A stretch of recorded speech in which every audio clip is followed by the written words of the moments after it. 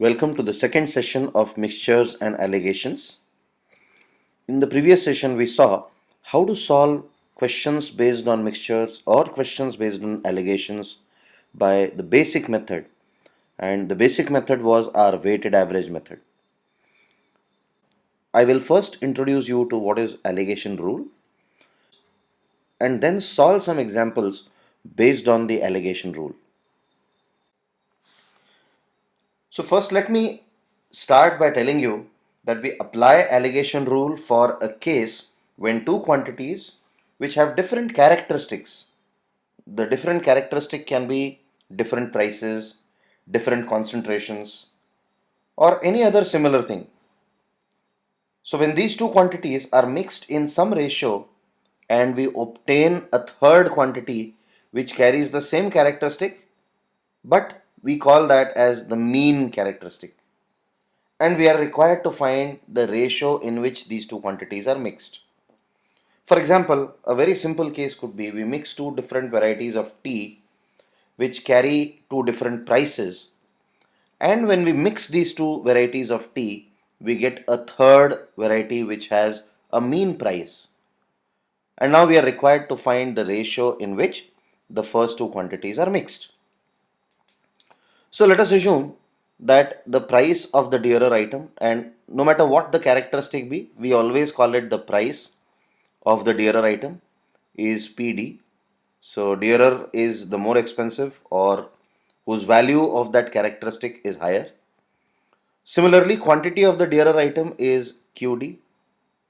Price of the cheaper item is PC.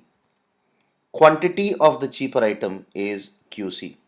Mean price is represented as PM.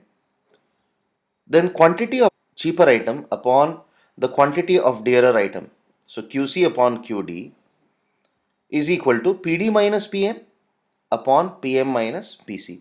So this rule is known as the allegation rule. Remember, when you have QD on the left hand side in the denominator, PD on the right hand side appears in the numerator. So this will help you remember the formula. QC upon QD is equal to PD minus PM upon PM minus PC.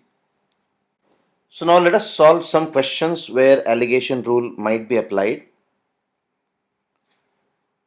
So again there are two varieties of tea, one variety of tea and variety B of tea. The tea of variety A costs rupees 12 per kg.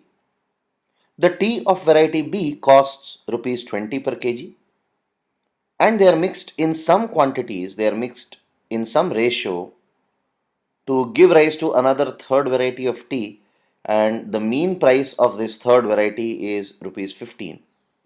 So the first thing that we see is whether allegation rule is applicable in this particular case.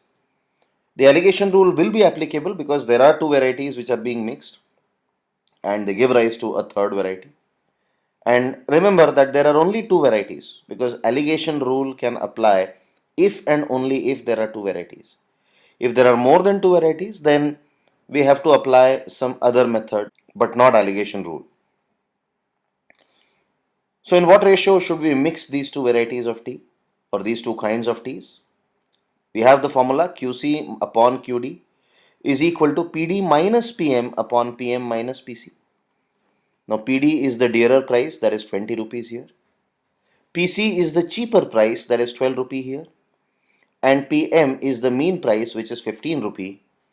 And we apply the formula, we put these values in the formula, 20 minus 15 upon 15 minus 12, which is equal to 5 by 3. Now let us see a pictorial representation of allegation rule. Again, we have the same case, same scenario. There are two types of tea, A and B. The cost of type A is rupees 12. The cost of type B is rupees 20. They're mixed in some ratio to give rise to a third type, type C, and the cost of type C is rupees 15. We are required to find in what ratio we should mix these two kinds of teas. Now we draw an inverted triangle, and on the vertices of these triangles we will put the cheaper price, the dearer price, and the mean price. The mean price will always be at the bottom. The cheaper and dearer prices can be at any of the two vertices which are on the top. So let us put the cheaper variety on the left vertex at the top, and let us put the dearer variety at the right vertex on the top, and we have the mean price being put at the bottom. Now to find the ratio in which they are mixed, just take the difference of 20 and 15. So these are the prices on one of the top vertex and the mean price. And because this is a difference of 20 and 15 and the price and this price is on your top right vertex, we will put this difference below 20, as you can see. So this difference of 5 appears below or is put below 12. Similarly, we will take a difference of 12 and 15 here and we'll put it below the opposite vertex. So the difference is 3 and this difference is below 20. This means that the quantities of type A, because the cost of type A is 12, and the quantity of type B must be in the ratio 5:3. So we got the same answer, there is no difference. So this particular method is nothing but a pictorial representation of the formula of alligation rule, because we have again taken the differences of the two prices. 20 minus 15 is the difference of PD minus PM. 15 minus 12 is the difference PM minus PC. Now let us look at a case of sale of two items, item A and item B. Item A is sold for 12% profit. Item B is sold for 20% profit.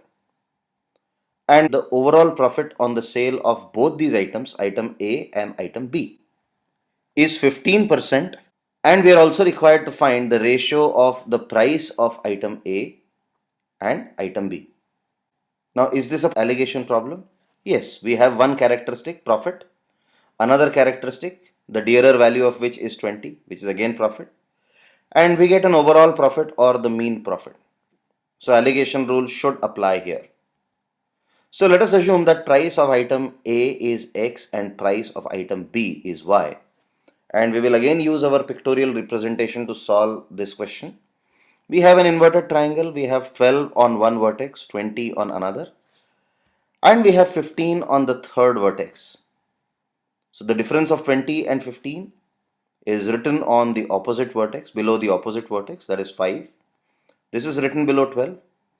And the difference of 12 and 15 is written below the vertex 20, which is 3.